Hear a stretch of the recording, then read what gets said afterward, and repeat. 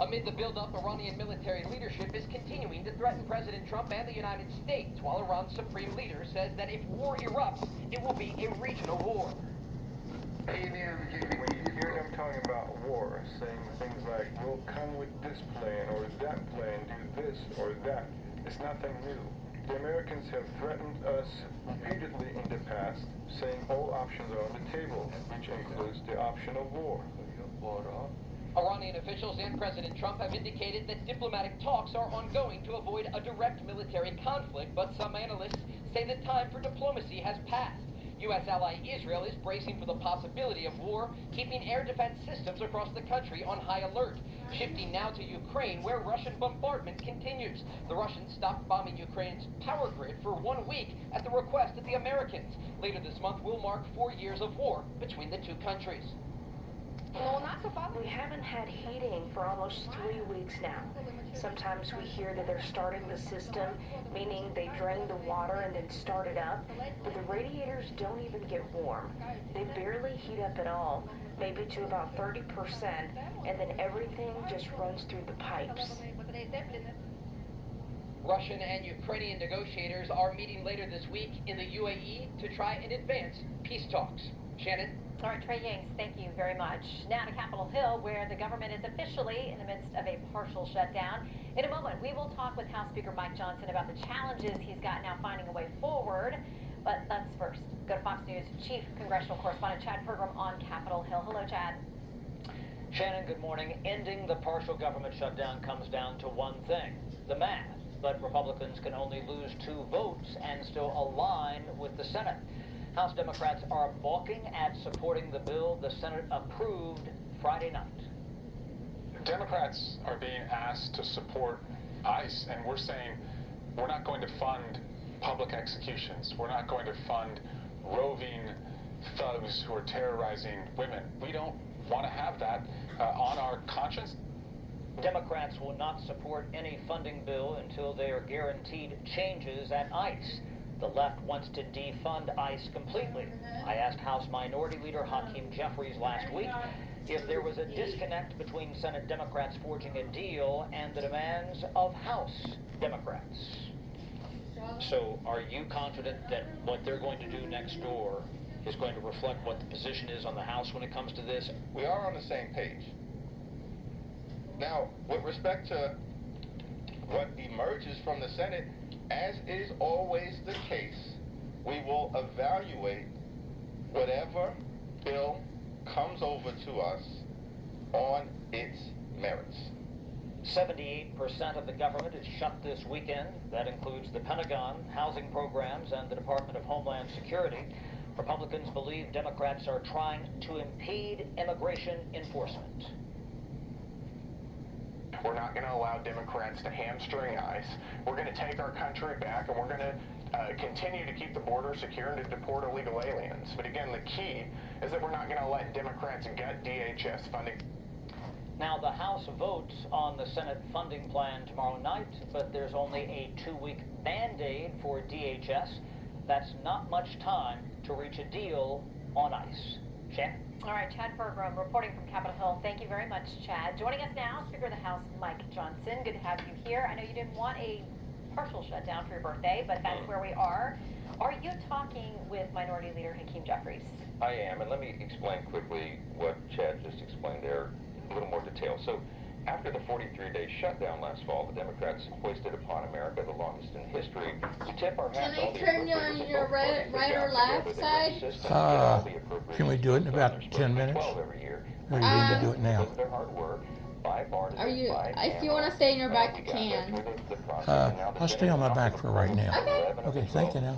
Now, they modified it because they broke out the Department of Homeland Security bill in the last package, which sends it back to us. It has to be reevaluated. I'm interested in what Hakeem Jeffries said there. He and I have been talking. He said they'll evaluate the bills on their merits. That's great, because the 5 bills coming back to us are exactly the same as they were when we passed it just a couple weeks ago. So the Homeland Security bill will be separated. 2 weeks of intense negotiations to try to figure this out. But what Brandon Gill said there, my House colleague, Republican, is right. We have to allow ICE to do its job. We have to allow Border Patrol to do its job, and we're going to make sure they have the funding to do that. Well, first of all, you've got to get through the House passing this 2-week patch that comes back over from the Senate. Now, you have a couple of ways of doing that without getting too wonky. There's one slightly quicker way that would require 2/3 vote, but that obviously is going to require Democrat votes. It doesn't sound like they're there. But if you go the longer route with the rule, you can do it with a majority vote, but you got a really tight margin there. And some of your members on the Republican side are saying, we don't want to vote for this. So how do you close down both the left and the right flanks? We'll have a lot of conversations to have with individual Republican members over the next 24 hours or so. We'll get all this done by Tuesday, I'm convinced. We do have to do it by way of a rule process, which will be probably on our own. I don't understand why anybody would have a problem with this, though. Remember, these are the bills that have already been passed. We're going to do it again. It's a formality at this point. The Homeland Security bill is important, and we have important negotiations. The president is leading this. It's his play call to do it this way. He has already conceded that he wants to turn down the volume, so to speak, and make sure this is done in an appropriate way. What a great step it was to put Tom Homan in charge of the situation in Minneapolis and Minnesota. He has 40 years' experience. He's brought a steady hand to the wheel.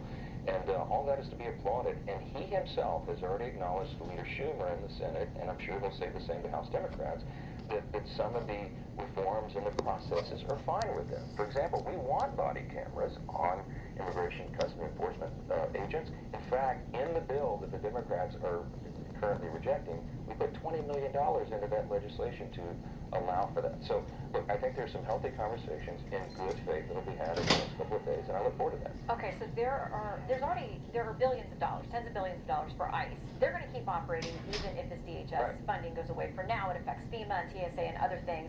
But Senate Minority Leader Chuck Schumer says this. He says one of the things they want to do, in addition to negotiating these reforms, they want all the money that ICE is now spending, or where it's allocated, no matter where it comes from, to be tagged with those reforms. If there's money you guys have already approved for ICE, can any reforms reach to that money?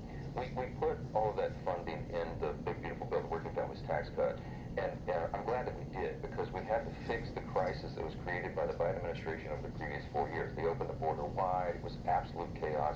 We allowed, by some estimates, 20 million illegal aliens to come into the country, and many of them hardened, dangerous people, criminals. We've got to get them out of the country. So we had to front load the funding. That will be there, and as you noted, it doesn't matter what they do to the current DHS bill, those operations will continue. Exactly. Okay, so you got 2 weeks. You've already burned through a couple of days based on how this works. Here is what Senator Kennedy thinks about the odds of getting something done in the next few days. I think it's likely that the next 2 weeks surrounding putting together a DHS budget will have all the efficiency of an 8th grade car wash. I mean, I talked to Republicans and Democrats who don't think you're going to get this hammered out in the next 2 weeks. Now, we're looking at maybe a week and a half. So are we going to have another partial shutdown in 2 weeks? Far be it for me to disagree with my friend and brother, the great and wise Senator from Louisiana, John Kennedy.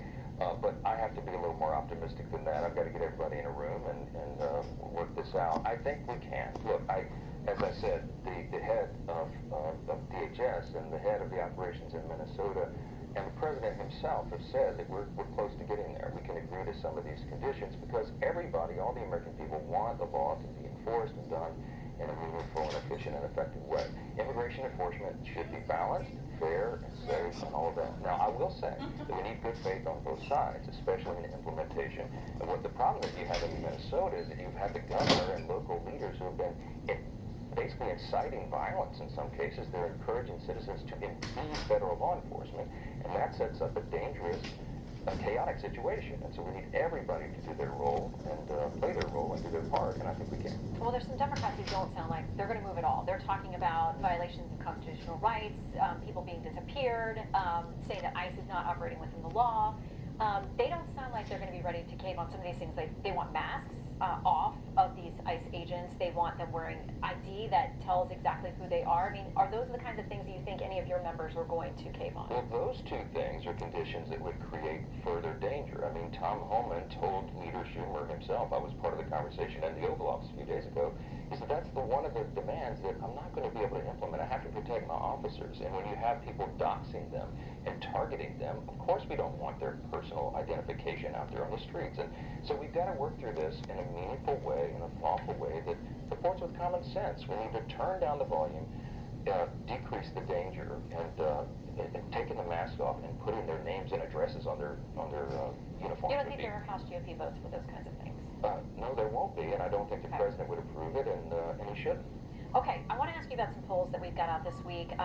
This looks ahead to the midterms. We've got Fox News polling out a congressional vote preference.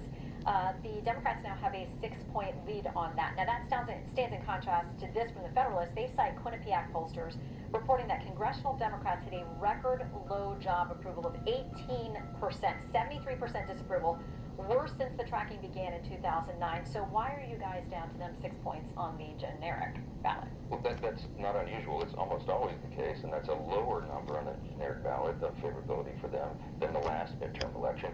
I am very bullish on the midterms. I'm convinced, Shannon, that we're going to win. We have an extraordinary record to run on. We're raising more money than Democrats right now. I personally raised $82 million as an all-time record for a speaker last year, and when you combine that with the Congressional Leadership Fund, which is the Speaker's endorsed super PAC, raised $218 million. The NRCC has better numbers. The RNC has better numbers. We're going to have a war chest to run on and a great record and extraordinary candidates put out there on the field. We've got the tailwinds, and I think we're going to defy history and do this and grow our majority. I need a margin larger than one, Shannon. It's going to be very tricky, especially after that special election from Texas yesterday. Quickly, these are a couple of the issues where Fox News polling shows that voters give Democrats the edge. On affordability, they're plus 14. On helping the middle class, plus 14. Can you turn that around before? Yeah, absolutely. We're in the process of doing it right now. The Working Families Tax Cut that we passed last year, the big, beautiful bill, will be implemented fully this quarter and next. The economic growth numbers will go up. It's written for lower and middle class earners, and they are the ones that are going to feel the effects. No tax on tips, overtime, tax relief for seniors. The average American household is going to have $10,000 more in their pocket because of the reforms that we put in, and it will go on and on and on. So all boats will rise. People will see the effects of that. This is about promises made, promises kept. We are excited to go out on the campaign trail and tell that story. Well, first of all, I've got to get the government up and running again. We'll track the vote this week. Speaker, great to see you. Thanks. You too. All right, the Senate's work is not done. What reforms do Democrats want? What are Republicans willing to concede or compromise on to get the Department of Homeland Security fully funded? We're going to ask Senators Lindsey Graham and Chris Murphy. They're next.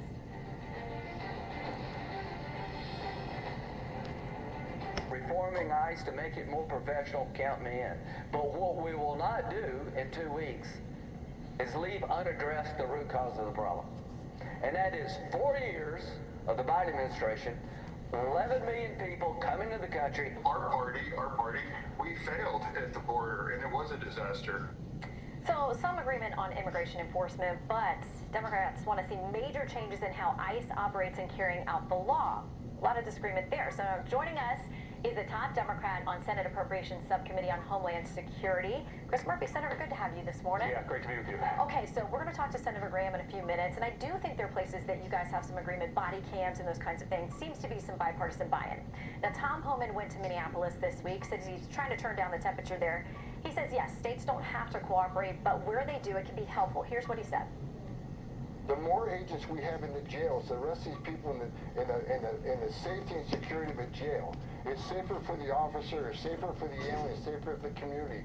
So one agent can arrest a bad guy in the jail rather than sending a whole team to the community. And with all the hate and the rhetoric intact, then we got to send another team for security. So what one agent can do in the jail, we got to send 15 or 16 guys to do. So does that sound like a reasonable step to you? People who are in jail going to be released by a state or locality. ICE has said we got a detainer on this person. We think they're removable. Let one agent go in to the jail versus what we're seeing on the streets of Minneapolis. I mean, come on. We're still pretending that ICE is going after dangerous people. They aren't. Right now, 70% of the people that they're detaining have absolutely no criminal record. What is happening? DHS says 70% of those they're arresting, and that's their number, do have some kind of criminal record. What is happening in Minnesota right now is a dystopia.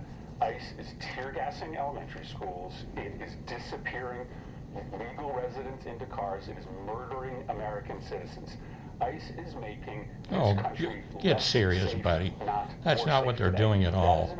You're lying. That's why today 60% of the American people vehemently disagree with what ICE is doing. Shame on you. We have to address that emergency right now. The Constitution is being abandoned by this administration right now. Not at all. And so it's being lived up the next to. 2 weeks has to be reining in a lawless and immoral immigration agency in this nation. That's work that we have to do in the next 2 weeks. Hopefully it's work that Republicans and Democrats will be able to agree on. Okay, there are a number of cities where there are major enforcements going on, but we aren't seeing these same things. Charlotte, Miami, New Orleans, Phoenix, some places that have local leaders who are Democrats, that they're working together.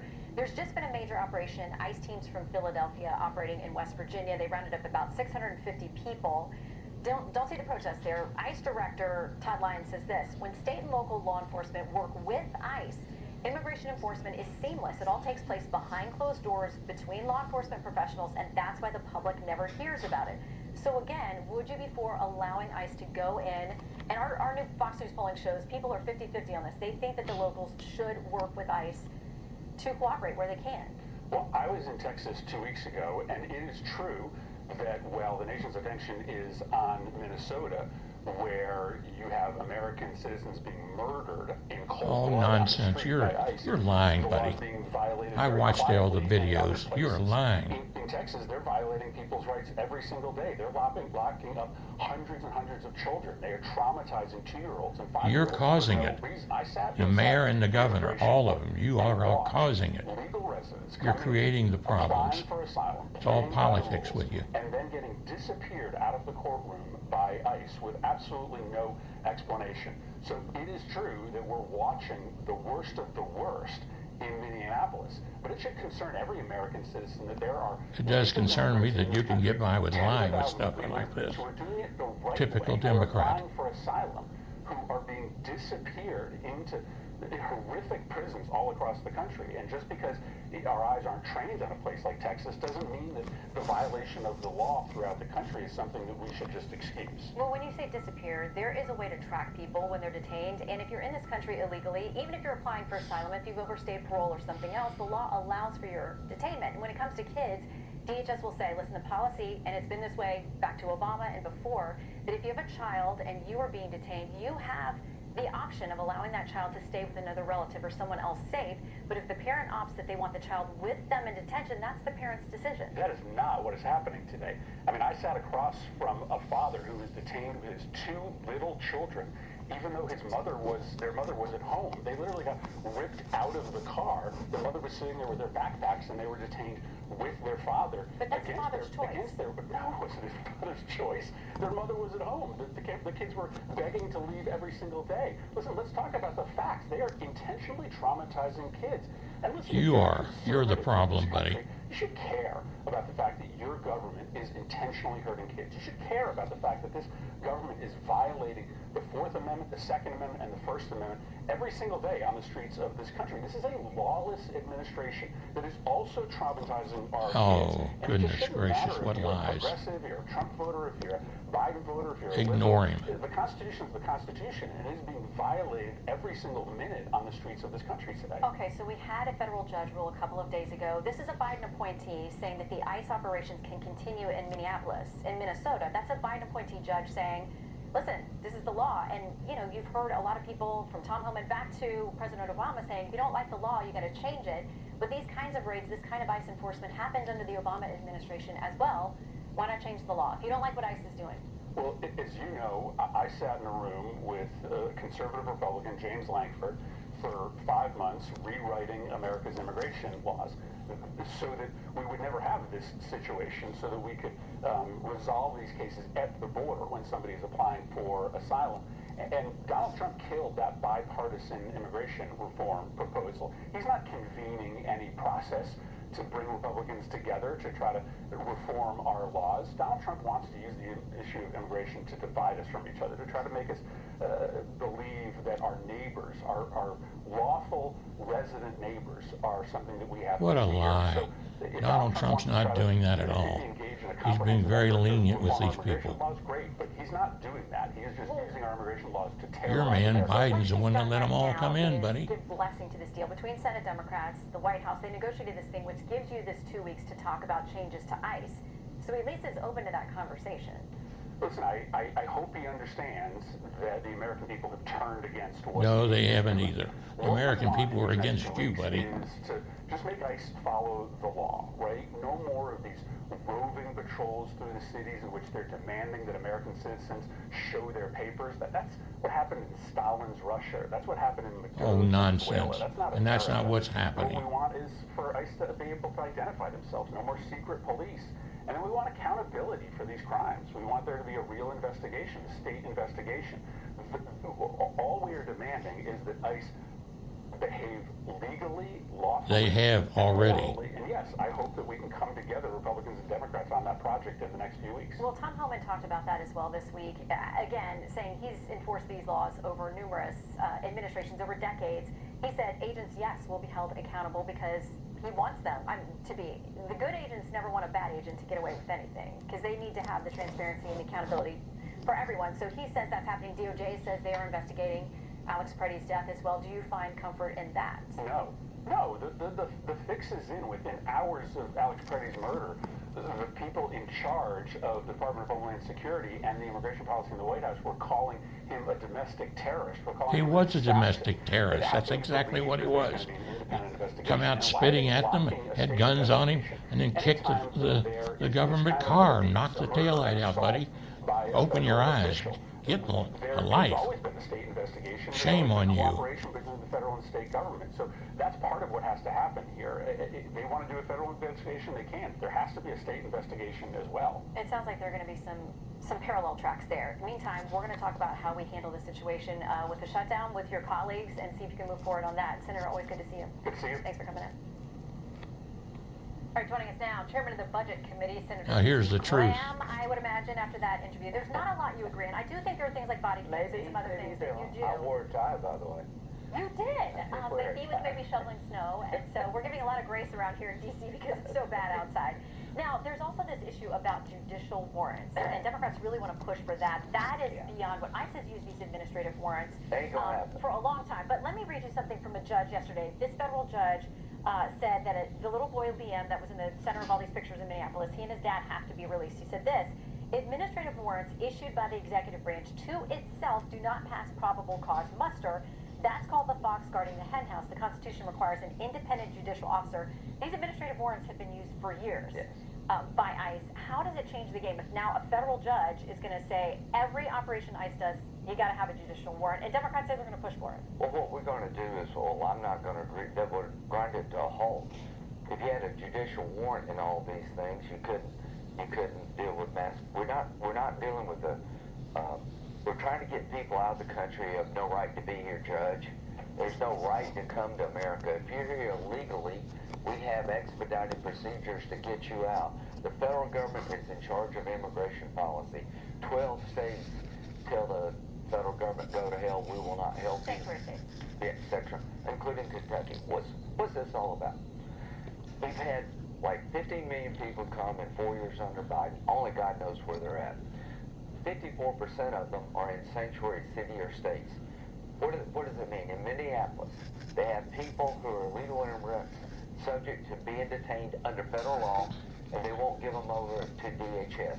These laws have been on the books for 30 years, and states, 12, are saying we're not going to turn these people over as required by federal law. We're not going to work with you. That's called sanctuary city. But are they required to turn people over? Yes, I mean, they have an option to cooperate or not. Detainers, no, they have to. It's a law. That's what this is. But a lot of states and counties will say we don't have an obligation, and so we're not going to tell you if we release someone. That's well, they're wrong. I got a bill. Here's what my bill says: if you're a sanctuary city or state, you're a governor or you're a mayor, and you don't comply with detainer laws and other laws that require you to turn over to custody to the federal government, somebody in violation of immigration law. Immigration law is national law.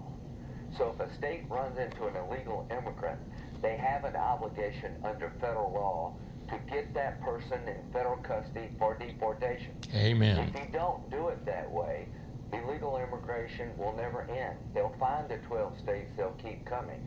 The governors and the mayors are openly defying the law. Amen. They're creating the chaos. That's right. Fraud-ridden areas.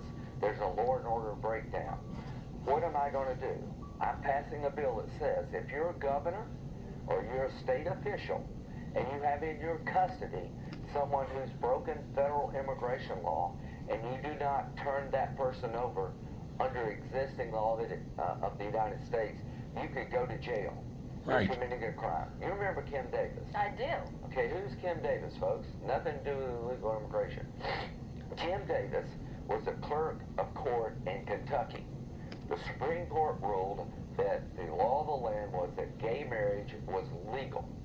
That gay marriage was recognized under the U.S. Constitution.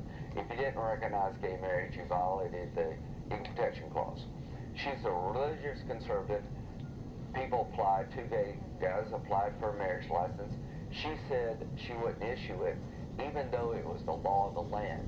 She went to jail. I was asked, what about it? Well, I agree with her political, philosophical, not her religious views, but she's a public official. She has to do this. You can't change the law because you disagree with it. She went to jail. She should have for 5 days. To these mayors and governors, when you defy federal law that's clearly on the books, you can't set it aside because of your political beliefs or you disagree with it. That is chaos. So I was willing to say Kim Davis, even though I agreed with her underlying position, had to follow the Constitution, had to follow the Supreme Amen. Court. To the governors, to the mayors, you will follow federal law that's been on the books for 30 years, or you're going to go to jail. Right. That is That's what should happen. Do you have votes Absolutely. for that, though, in the bill? Or are you going to have We to won't know till we vote. 80% You want everybody to have to take that vote. 80% of the people in this country hate sanctuary cities. Why? It's dumb. You got 50 states. If you got 12, if you can get to one of the 12, you never get deported. There's no end to illegal. It's a magnet for illegal immigration. I want to make sure that this is informed policy when we have you here Yeah. too today, because Sorry, I gotta go. we take a little break there. Iran, the president said we're moving in a lot of assets. We know that warships, airplanes, we know that all of that has moved in. He says they are negotiating, they're having a conversation. Right. The Ayatollah says if you strike here, it's going to spark a regional war. Yeah. What do you think? I think it's the defining moment in his presidency. Ronald Reagan went to the Berlin Wall and he said, tear down this wall. He didn't say, could you make it lower? When asked about what the protesters should do, President Trump said, keep protesting, help is on the way. If this regime is still standing, the day after, if we pull the plug, will be 100 years of chaos. I have every confidence that President Trump will do what he promised to the people. Help is on the way, keep protesting. If this regime falls, Hamas, Hezbollah, the Houthis, they all go. It'd be the biggest change since the fall of the Berlin Wall. But here's one thing I know. Donald Trump is Ronald Reagan plus in my mind. Venezuela, soon Cuba. But one thing you can't do as president, talk like Reagan and act like Obama. There's no deal to be done here. These people are not trustworthy. The protesters in the street are not protesting for a better nuclear deal. They're protesting for a better life. And if they win the day, we have a chance to have friends with the people of Iran. The Ayatollah will never be our friend. He's a religious Nazi. President Trump, you said help is on the way. That has to be real. It has to be real soon. Do it, Mr. President. The people of Iran are begging you to be on their side. You have done it so good. You are a Reagan plus. This is the defining moment in your presidency. Stand by the people. The Ayatollah falls. The region changes. Bigger than the fall of the Berlin Wall. No more international terrorists. This regime has American blood on its hands. Amen. Since 1979. You got the Houthis. You got Hezbollah killing Americans. Bring this regime down because the people want it down. You don't have to invade the country. But help on the way means military strikes against the infrastructure that is killing the Iranian people. Go after the ones who are killing the people. Put this regime on notice. We're never going to let up. Strangle their economy. It will fall. The people will take over. And over time, we will have a friend in Iran, not an enemy. Hezbollah, Hamas, the Houthis, all fall. Okay. The biggest thing you could possibly ever do to the Mideast is take this regime down, and they're as weak as they've ever been since 1979. Amen. Mr. President, you can do it. I hope you will do it, and if you do it, This is Reagan Bluff. Okay, we gotta go, but it sparks all kinds of questions about what comes behind that Ayatollah. I wish we had more time. Can I tell you, friends, not enemies? That's the dumbest question. 1 second. We gotta go. What happens if Hitler had fallen? It'd been better. If these people win, they'll be more likely our friends. The Ayatollah will never be a friend. I tell you what will happen if we pull the plug. Quickly. If we all talk and we don't do it, we'll have 100 years of chaos. America's standings will be 0. I have no doubt about where you stand on this, and neither does the president. Senator Graham. No sanctuary city. Thank you very much. We'll see you soon. All right, up next, the Trump administration makes changes in Minneapolis. Is that going to quell the protests there and take things down a notch? Our Sunday panel's next.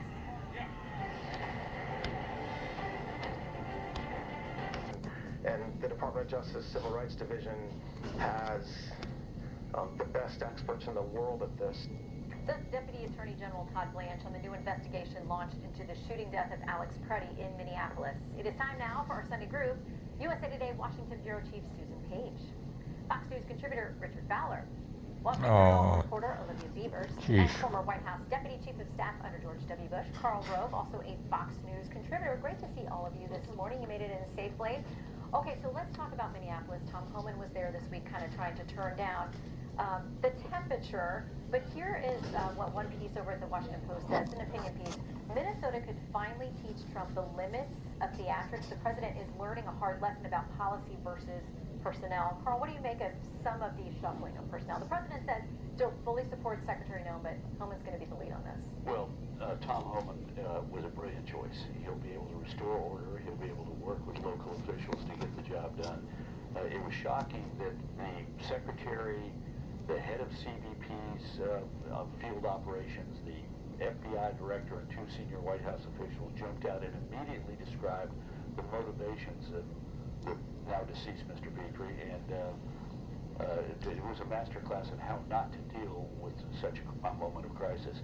But Tom Homan for months has been the voice saying we need to focus this on getting violent criminals out of the jails and off the streets. And the best way to do that is to work with local and state officials, and we're seeing the results already in Minnesota of that strategy. Yeah, in some cities that's working. Others, it doesn't seem like there's going to be an agreement. And there's a question about if other counties in Minnesota are going to be willing to do that, different sheriffs there.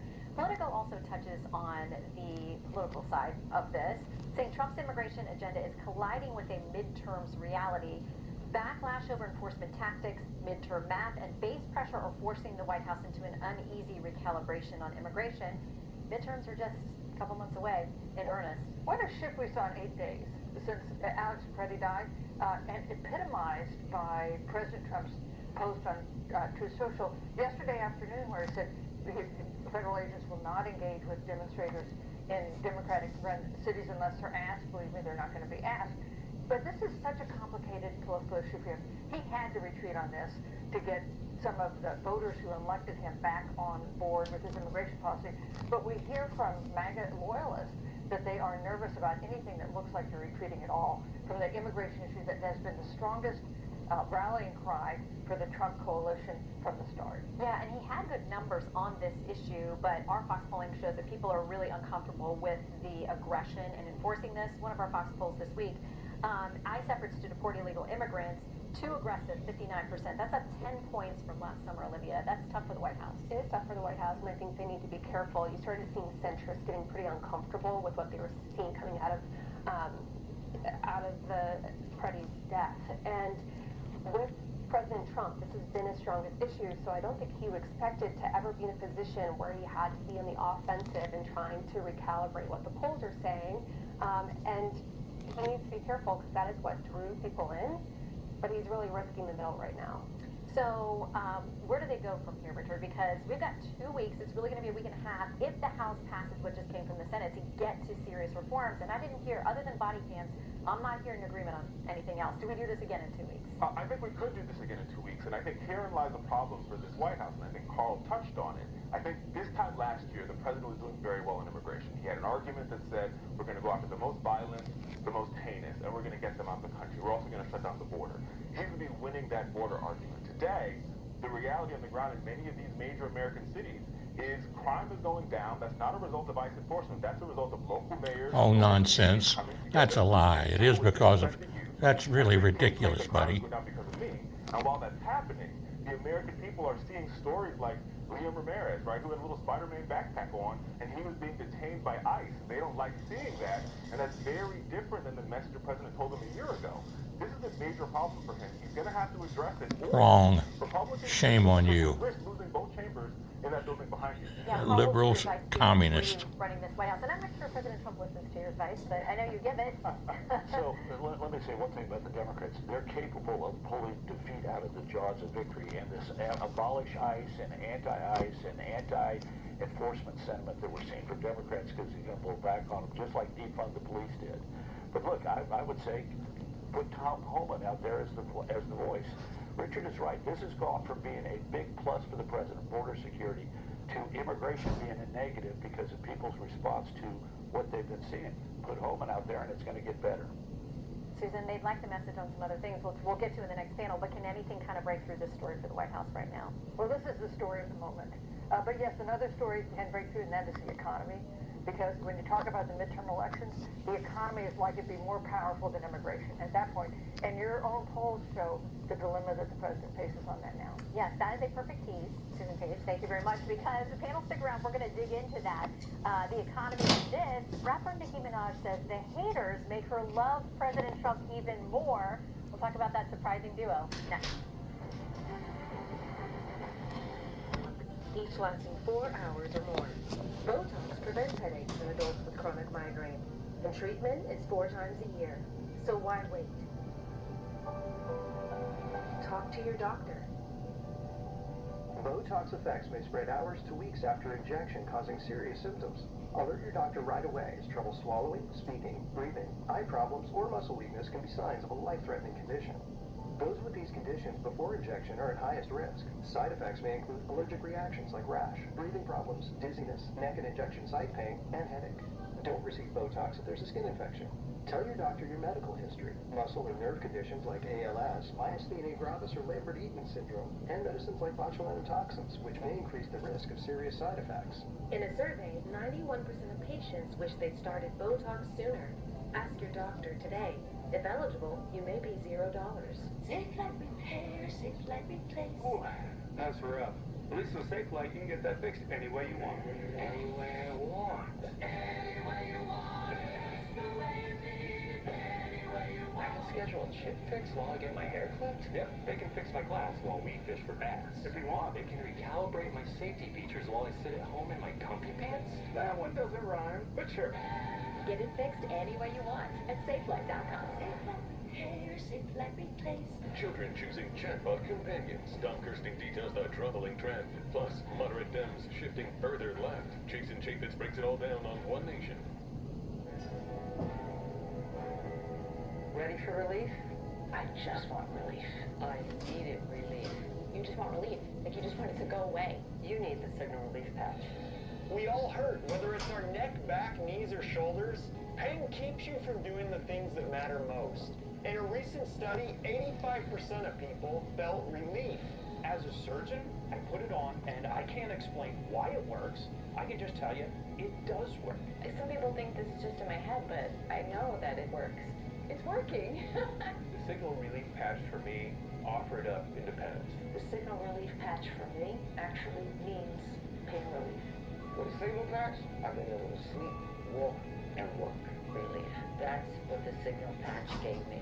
It was phenomenal. Why aren't more people trying this? Join the thousands who've experienced relief, and it comes with a money-back guarantee. Get your patch today. Your neck is one of the first areas to show signs of aging, but now there's an easy way to turn back the clock. Introducing Decladerm, a clinically studied cream designed to smooth and firm the skin on your neck and décolleté area. I have these lines, these folds in my neck. And now since I've used Decladerm, it really smoothed out the skin. Try Decladerm today for only $19.95, plus free shipping. Call the number on your screen. 800-649-9507. I am probably the president's #1 fan. And that's not going to change. And the hate or what people have to say, it does not affect me at all. It actually actually motivates me to support him more. That is rapper Nicki Minaj with President Trump Wednesday here in Washington at this event announcing the creation of these Trump accounts. They're designed to provide government-seeded investment accounts for U.S. children. We are back now with our panel, and Richard, this administration will say, look, inflation is down, the deficit is down, wages are up, things are improving, people are going to get these great tax refunds, and they just need to wait and stick around. Well, two things. One, the Nicki Minaj, I think it's going to hurt her album sales that come out in March, so we'll see how that goes for her. I do think for this White House, when it comes to their economic messaging, the president was in Iowa this week talking about affordability, and guess what? We're not talking about the trip to Iowa, and that's because that's not breaking through, because as Susan said last segment, immigration is the topic of the day. And herein lies a problem. When the president does talk about immigration, our polling shows that he's down on that. Most Americans... Oh, he's not down on that, Richard. Look at you. You're so gleeful. Shame on you. You've been ultra-liberal, all these things. You're a Trump hater. And you have been, and you still are. And I think while wages are going up, it's not enough to deal with the fact that rent's too high, groceries are too high, and the cost of health care is too high. And we say that as 45,000 registered Well, what you and Biden do about it? Nothing. Okay, so let's talk about some of the polling, because we do have a lot of this from Fox News polling this week. Are you better off financially than a year ago? You'll see the biggest number there is worse, 39%, same, 36%. Another poll, in the next year, the economy will get, you can see the largest group there is that it's going to get worse. So with those expectations, Olivia, there is the potential for political repercussions for that. Oh, certainly. An economy is a huge one that is always at play with midterms. And the fact that you have people, even though the president's saying the economy's better, your wages are better, if people are not feeling it, that could really translate in a way that works against him. And, you know, the way that the midterms might work is like it's sort of a summation of how things go. So yes, he's in Iowa, but it seems like his administration has really pivoted and decided to move away from foreign policy, feeling like they weren't getting in touch with the voters on those messages, and going back and trying to put forward ideas that they think can draw voters in with the economy. Yeah, and we asked people about where the president's been focusing his attention, and when it comes to the economy, our Fox News poll shows 68% say not enough time on the economy. I thought it was interesting that 8%, Susan said, too much time on the economy. Yeah. But Who are those people? I don't know who you are, but the president clearly is focusing there now, but people feel like the focus hasn't been there. Well, the president says he's going to focus on that now, and he did focus on it in Iowa, but traditionally, over the past several months, when they say he's going to focus on the economy, he goes out and he gets engaged in some other topic. It's kind of a second-term thing, I think, that presidents like to turn to foreign policy. They've got a lot of power. They can do very big things. I feel like foreign policy is engaging him more now, and it is a chore for Susie Wiles to drag him back to talk about the affordability issue. Well, and he wrote a piece in the Wall Street Journal talking about how tariffs, that everybody was against him on this, that it was going to be terrible, and he writes a lengthy piece there talking about how they're working. He says, with the help of tariffs, we have cut the federal budget deficit by a staggering 27% in a single year. Absolutely. And even more incredibly, we have slashed our monthly trade deficit by an astonishing 77%, all with virtually no inflation, which everyone said could not be done. Now, Carl, we wait for a tariff decision from the Supreme Court. He does mention the court in this piece, too. It says he hopes they're paying attention, but he says for now, he's proving the haters wrong. Yeah, well, the problem is we need to go back to essentials. Olivia put her finger on it. He's making the same mistake Joe Biden made. Bidenomics is working. That piece in the Wall Street Journal is the economy is great. That's not what people feel. Last year we lost 70,000 manufacturing jobs. We lost 145,000 blue-collar jobs. There's a great deck put out today by the Washington consultant and prognosticator Bruce Millman. Blue-collar consumer confidence is at a record low since 1976 when they began asking the question. The top 20% of the American population is responsible for 75% of the GDP. The bottom 80% is responsible for 25% of the GDP. The lower income households are bearing a bigger burden. This is a whole group of negativism. Like rent and utilities have risen higher. Back to essentials. 3 things. Biden put us in a deep hole. We're working hard to get it out. Here's the success we've had so far, but we got more to do, and what I've got to do is A, B, C, D. Not everything is hunky-dory. It conflicts with what you feel. Get where people are, and where people are is they're willing to accept that good things are happening. They're willing to accept if he explains what he's done, but they want to hear, most important of all, you know we're still in a bad place, and you got more things you want to get done. Well, you mentioned GDP, Richard. That's another place the White House is celebrating, and they do think the tax return season is going to be very good for them. Listen, I think they might have a good tax return season, but to everything that Carl said, I will copy and paste that, and I will argue that to the everyday American who doesn't quite understand the tariff and the overall global impact of the tariff, they think of the tariff and think, will that impact my factory job? Will that impact my grocery store? Will that impact my healthcare center? And it might. Well, I'm waiting with bated breath for the Supreme Court decision, which we could get at any time, and that's going to be a big factor in what happens with tariffs. Okay, panel, thank you very much. We will see you next That's Sunday. a panel there, But this time losers, it's designed to help unfortunately. find peace in the midst of divided times. And none of them are Trump people, believe me, even though one of them might be Republican.